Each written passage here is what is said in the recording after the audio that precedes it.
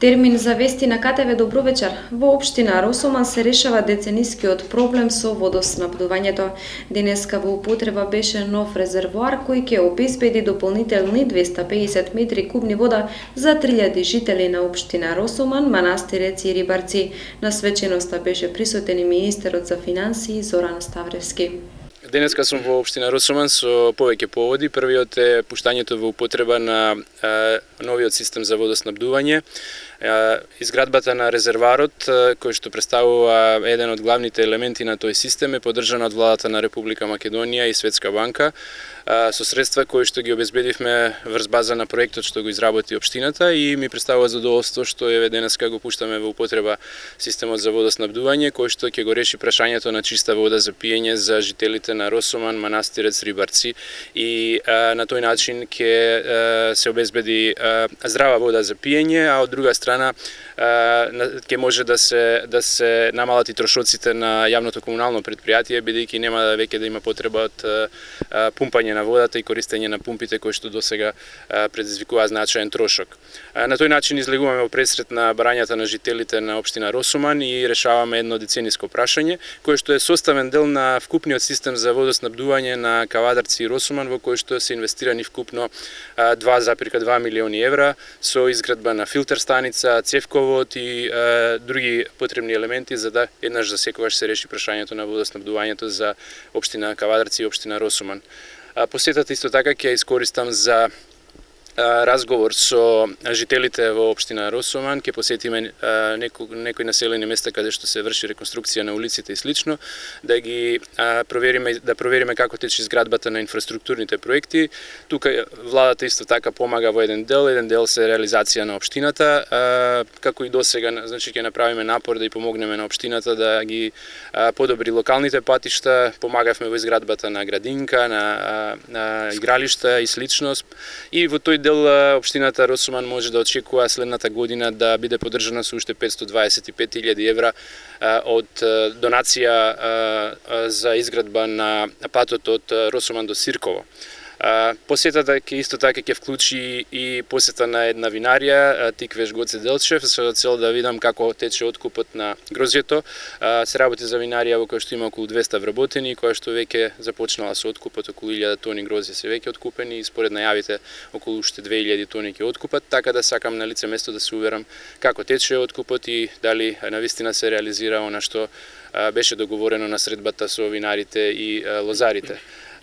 Во останатиот дел се разбира ќе разговараме со градоначалникот и за другите проблеми и прашања каде може владата да помогне, се со цел една општина, една од помалите и посиромашни општини во Република Македонија да добие адекватна поддршка од владата за решавање на одредени проблеми или во инфраструктурата или во другите области.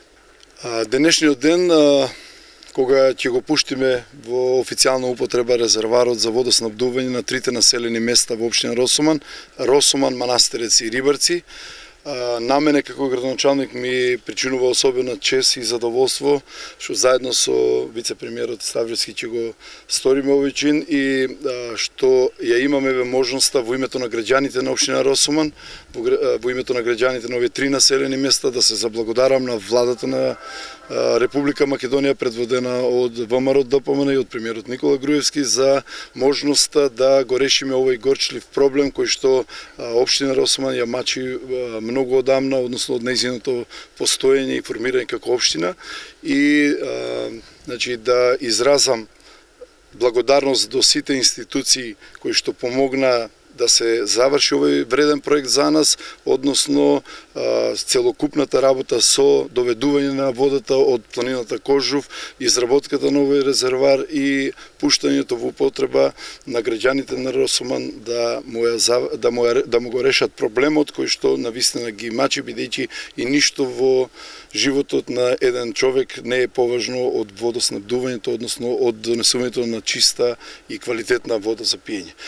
Уште еднаш благодарам на владата, на вице-премиерот за можноста еве денеска да присуствуваме на овој чин. Изработката на овој резервар значи нови 250 метри кубни вода за Росоман, бидејќи досегашниот капацитет на резерварот на стариот е 150 метри кубни, значи нови 250 метри и со тоа не се надеваме, сме сигурни, значи бидејќи стручните луѓе тоа го проценија дека ќе го решиме проблемот. Општина Росоман согласно договорот кој трипартитниот меѓу Министерството за транспорт и врски, општина Кавадарци и општина Росоман ќе добива скоро 30 литри во секунда вода за напојување на овие резервари, односно за нон-стоп снабдување во сите периоди.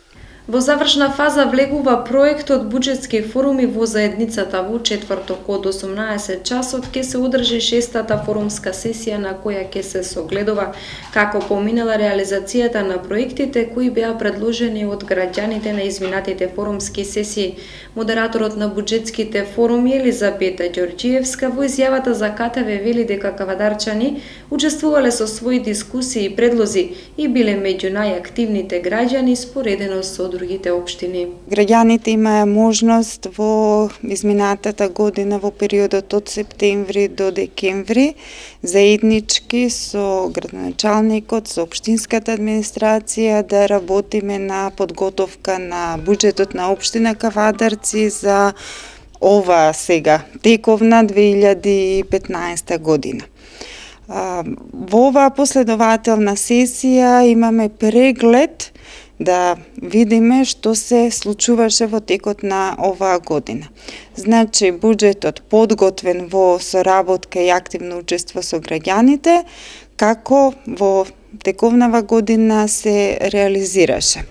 На самата форумска сесија имаме презентација од страна на некои од членовите на работната група кои беа назначени за наблюдување на извршувањето на самиот буџет, односно сите оние програми и буџетски линии, односно проекти, во која фаза на реализација се.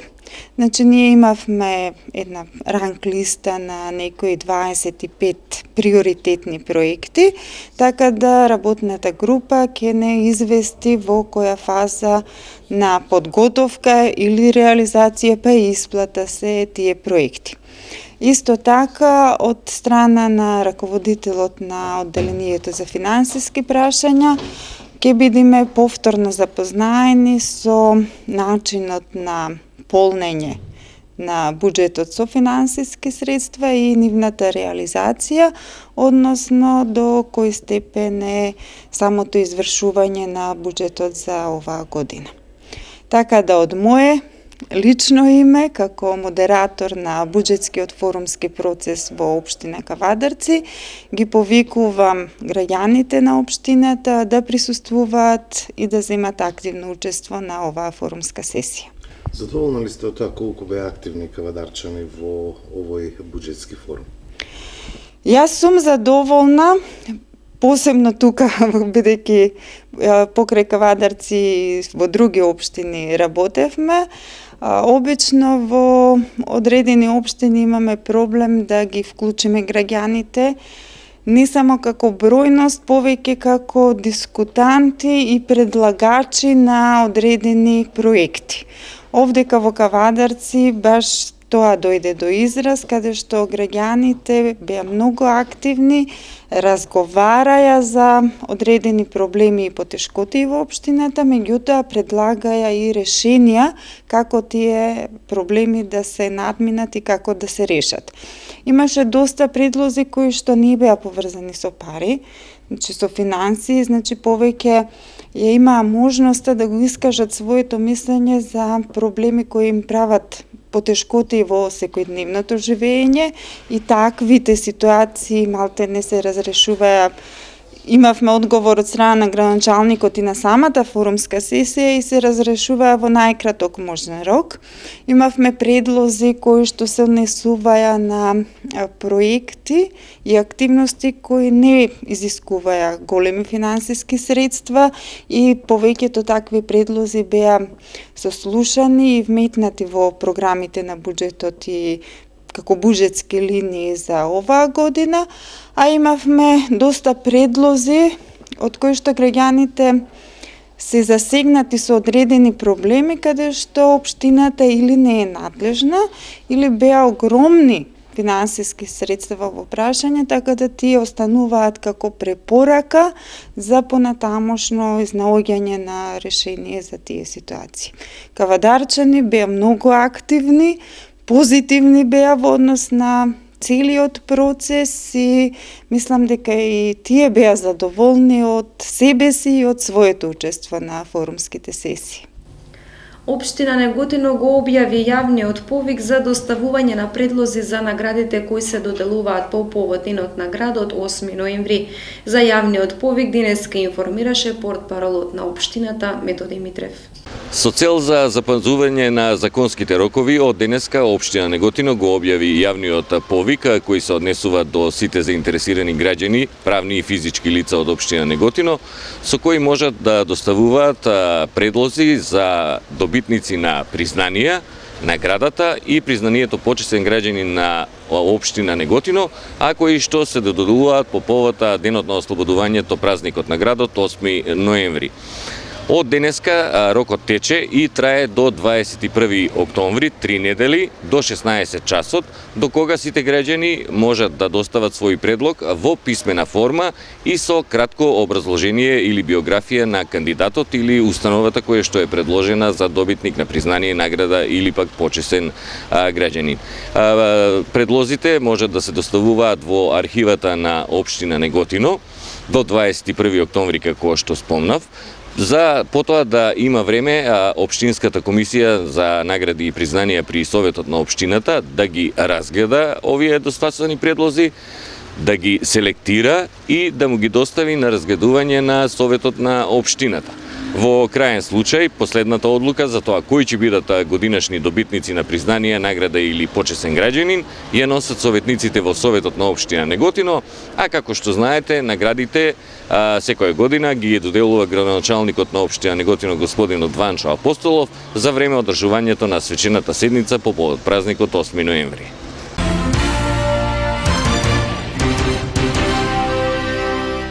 На вчерашната пресконференција на Социјалдемократскиот сојуз одговорија од Општинскиот комитет на ВМРО ДПМН и од Кавадарци.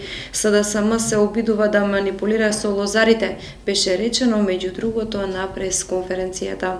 СДСМ денес на пресконференција проба да манипулира со лозарите, за кои СДСМ мисли само пред избори. Председателот на СДСМ мисли дека сме заборавиле за голготата што ја минале лозарите во нивно време. СДСМ е партија која лозарите ги множеше со нула.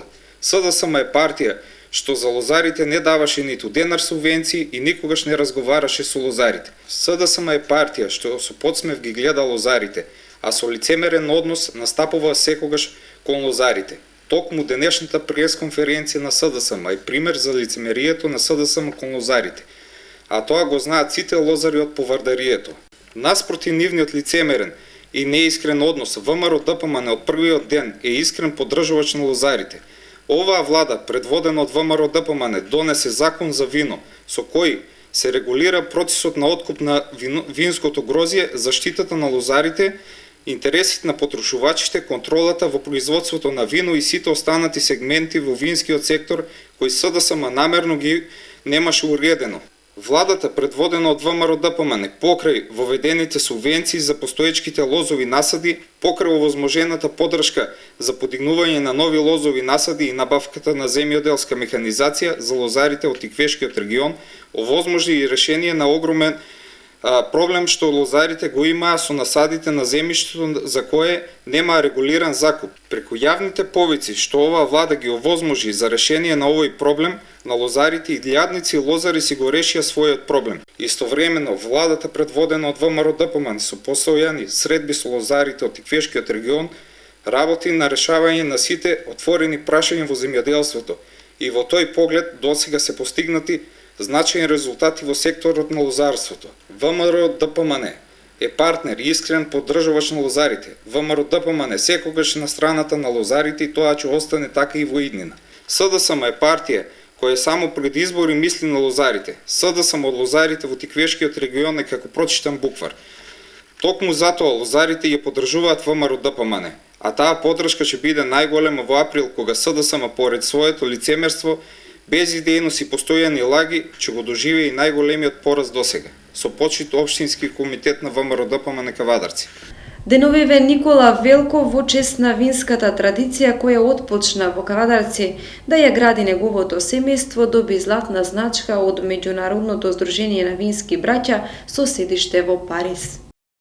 Семејството на Никола Велков во Кавадарци деновиве ненадејно го посети делегација составена од членови на Меѓународното друштво на вински браќа, меѓу кои и председателот на друштвото господинот Ален Бирден, кој по посетата на музеј галеријата, истражувајќи ги корените и традицијата на винската култура во Тиквешијата, побарале лично да се сретнат со внукот на Александар Цандо Велков, кој ја основал винарската визба Тиквеш пред точно 130 години, на кого му врачува златна значка на Друштвото на вински браќа и покана да го посети музеот на виното во Париз. Да не може да се опише, бидејќи прво не ги знаев кој доаѓа, затоа што не бев упознат, не знае и моите деца кои што беа во музеот, потоа со нивното доаѓање тука, он збореше на француски, ја, фала Богу, знам нешто од француски, па имавме една шала, па се упознавме добро, па потоа беше беше многу краток временски период, он беше со жена му и така на фин начин чувството не може да се опише. На крајот на одењето јас, сметајќи према изразот негов и према неговата физиономија, едно мое сознание да он е негде 45-46 година, извадов од мојата колекција баш тоа вино од 45 година и го поклонив, сметајќи на тој начин дека, викам, сте вие таа година роден. Тоа толку го не го одушеви, што едноставно ме прегрна, бакнување, ето ги извади посетницата, златната посетница и значката, која што за мене е голема чест, да таа значка е едина член на тоа здружение на браќата, винари.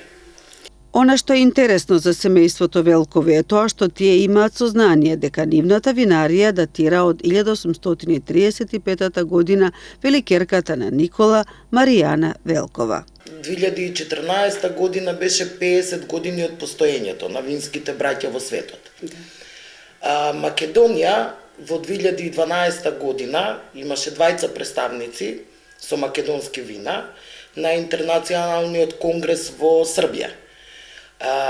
Се надевам дека неговото доаѓање и трагање по историјата и потеклото на виното, што е можно да биде тоа постаро, и по корените до каде што оди, се одива се подалеку и подалеку, и затоа е дојден во Македонија, каде што во јануар 2016 година Македонија се надевам дека ќе стане членка на Интернационалното братство, винско братство, во Париз.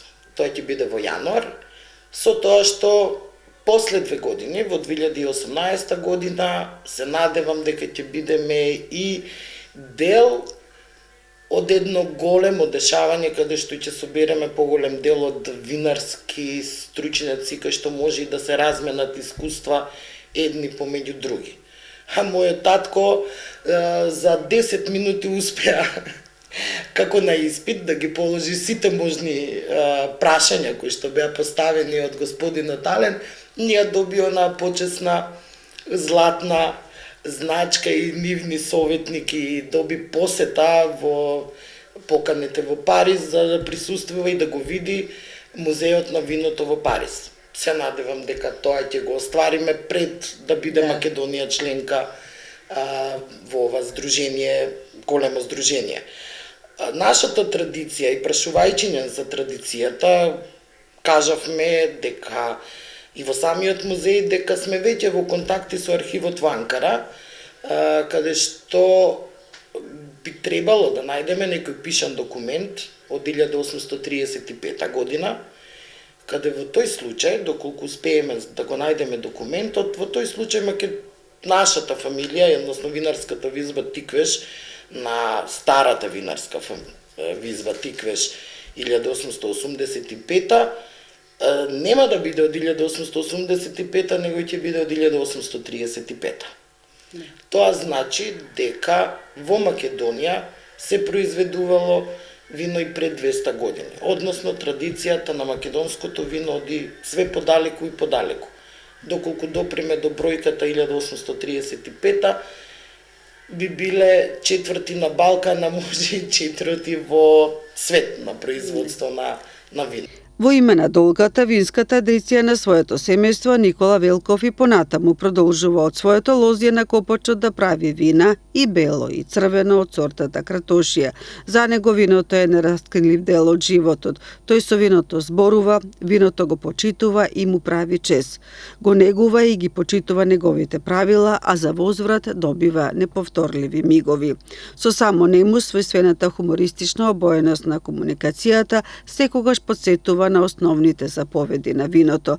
Тврди дека 2015 година е добра винска година и се надеве дека тој и неговите деца ќе успеат да пронајдат пишани документи дека нивната винарија датира од 1835 година и дека Македонија во јануари наредната година ќе стане членка на Меѓународното друштво на вински браќа.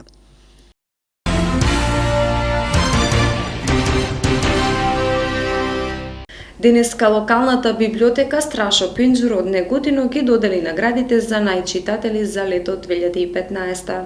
На пригодна свеченост локалната библиотека Страшо Пинџур од Неготино денеска во просториите на туристичко-информативниот центар Желкова куќа во Неготино ги додели наградите и дипломите во рамки на конкурсот најчитатели за лето 2015 година.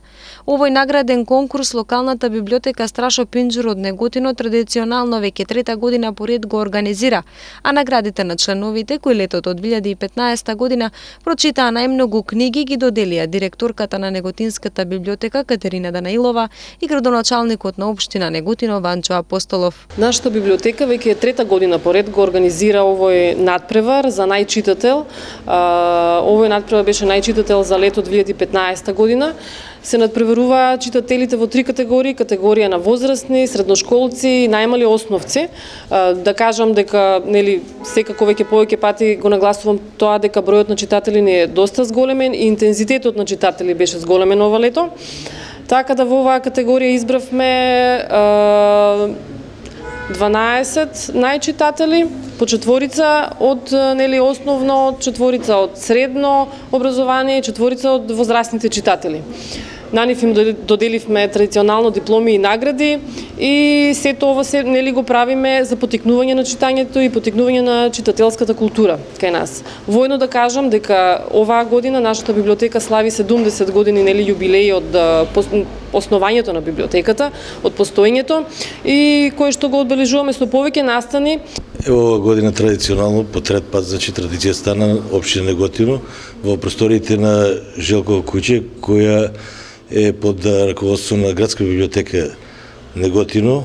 Ние како општина и Градска библиотека Неготино ги поттикнуваме со манифестации од овој тип сите потенцијални читатели, од година во година бројот е се поголем, како на учениците, така и на возрастните, просториите се се пополни и сметам дека покрај тоа што владата на Република Македонија овозможи многу дела да бидат преведени од многу наши и странски писатели и секојдневно, просториите се потполнети со тоа што ние како општина Неготино ќе заложиме да ги прошириме капацитетите за да можат сите оние кои сакаат да дојдат да прочитаат некоја нова книга, да можат да си го дозволат тоа задоволство да си го пружат.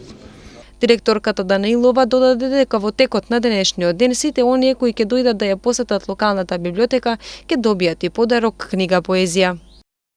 Синоќа во Центарот за култура Ацо Ѓорчев во Неготино беше отворена третата меѓународна балканска изложба насловена Мост.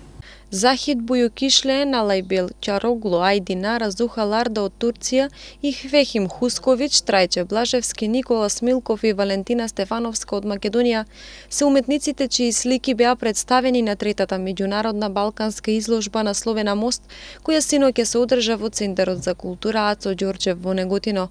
Пред присутните граѓани говореше директорката на Неготинскиот центар за култура Мирјана Јованова, која истакна: луѓето од памтивек патувале, се раселувале и ги освојувале земјините пространства, но наидувале на непреодни реки, каде што не можеле сите да поминат.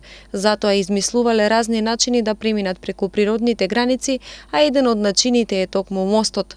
Во денешно време мостовите се изградени, но постојат многу други начини за поврзување и одржување на блиски врски помеѓу народите, а културата е таа што ги поврзува луѓето од целиот свет.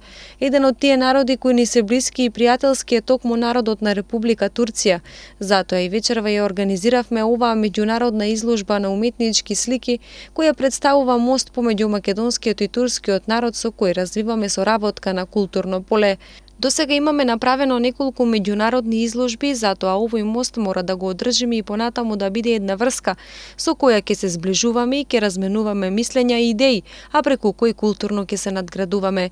Директорката Јованова додаде дека изложбата на автори од овие две пријателски држави со символичен наслов Мост по трет пат се организира во изложбените галерии на Културно-информативниот центар во режија на Бошњачката културна заедница и под диригентска палка на професор доктор Фехим Хусковиќ од Факултетот за ликовни уметности Скопје, а истата граѓаните од општина Неготино и во наредните денови ќе имаат можност да ја погледнат. Изложбата за отворена ја прогласи професор доктор Фехим Хусковиќ, кој воедно е еден од учесниците и организатор на оваа меѓународна балканска изложба и вели дека желбата на уметниците е да се представат во други средини пред друга публика, својата уметност да ја изнесат од земјата и да ја представат во галериите и музеите на една пријателска земја. Реализирана акцијата Млади мурали и јавни простори во Велес. Со цртање мурали во Младинскиот парк и во близина на Мало Мовче во Велес се реализираше акцијата Млади мурали и јавни простори. Акцијата е дел од проектот на УСАИД за граѓанско општество, а се реализираше во соработка со Младинскиот образовен форум и неколку граѓански здруженија од Велес. Проектот Мурали Велес директно е инспириран од уличната уметност и нејзините идеи за субверзивност и разубавување на јавниот простор. Субверзивноста во овој проект не се однесува на некакво нелегално интервенирање во заедничкиот простор во градот, туку напротив, со помош и поддршка на општината. Овој проект покажува дека галериите и музеите не се единствените места во кои може да се изложи и види уметност, туку дека во градот постојат и ѕидни површини кои совршено може да послужат за истата намена.